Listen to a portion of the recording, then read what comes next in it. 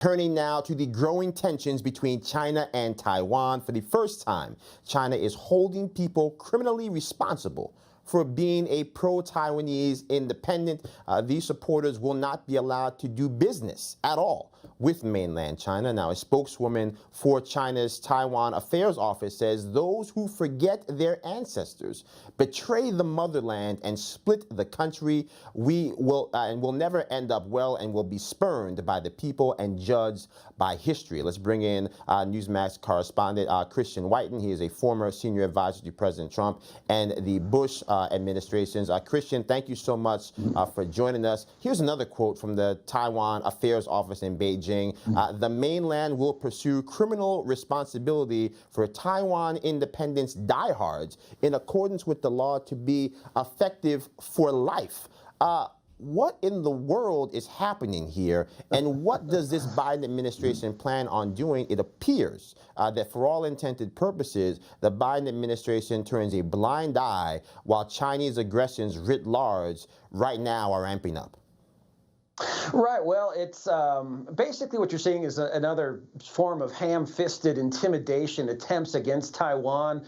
Taiwan, there's not a lot of impetus for a formal declaration of independence now, but any American who went to Taiwan and spent 5 minutes there, or alternatively 5 minutes in China, would realize that these are effectively two different countries. Taiwan is free. It used to be a military one-party state throughout much of the Cold War, but in the late 90s had this remarkable transition. It has competitive elections, and you have a new identity, especially among younger Taiwanese. Some older Taiwanese do still harken back to pre-1949 days when a lot of them, fled in 1949 from the mainland and think of themselves as Chinese. But younger generations think that they are Taiwanese, and regardless, having seen what happened in Hong Kong, where China welched on a promise to protect freedom and de facto sovereignty, and basically put their own form of communist tyranny. And in fact, Taiwanese just don't want that. And so China thinks that they can intimidate them by implying, well, if we ever take over Taiwan and you had been in favor of independence de facto or real,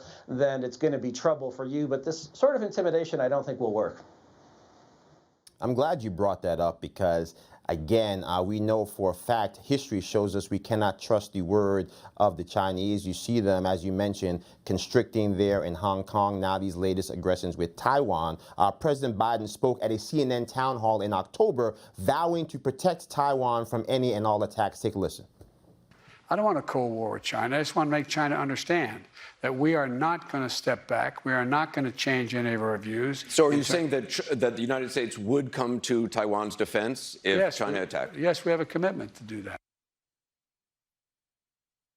And that was the word of the current president. Here was the response, actually, from former Secretary of State Mike Pompeo. I want to get your response to that as well.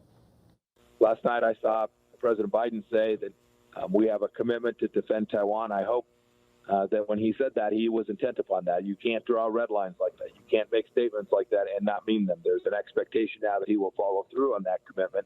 And I hope the Biden administration thought that through and it wasn't just a random comment from a president who wasn't clear about what he was saying.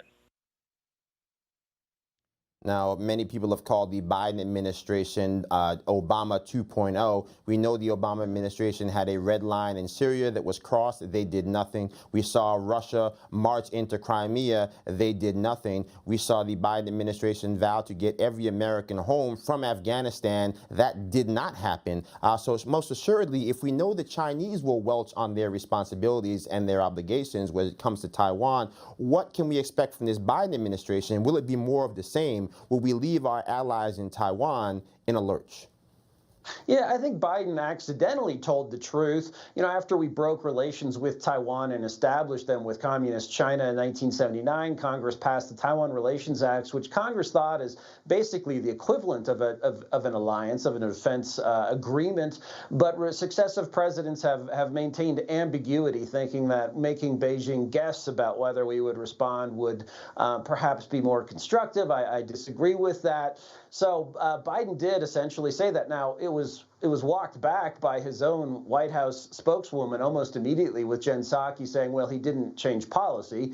Well, actually, he kind of did. So, I'm concerned that, and I think if you look into at what Pompeo was saying, he basically implied that, well, maybe this was just the president having another senior moment and saying something that he didn't really believe. And I think the Chinese probably believe that, because if they thought he was really changing policy and making our defense agreement explicit, they would be a lot more upset. In fact, recently, the Chinese have been more upset by news that there are 14 Marines, or have been, in Taiwan, helping to train local Taiwanese forces than this possibility of a formal agreement. So I think it's just consistent with being inconsistent, with sending messages to China that are ambiguous and therefore might encourage the Chinese. One other thing about what Biden said, that he doesn't want Cold War with China. Well, frankly, they get a vote in whether we have a Cold War too, and they have voted, frankly, to have a Cold War with us.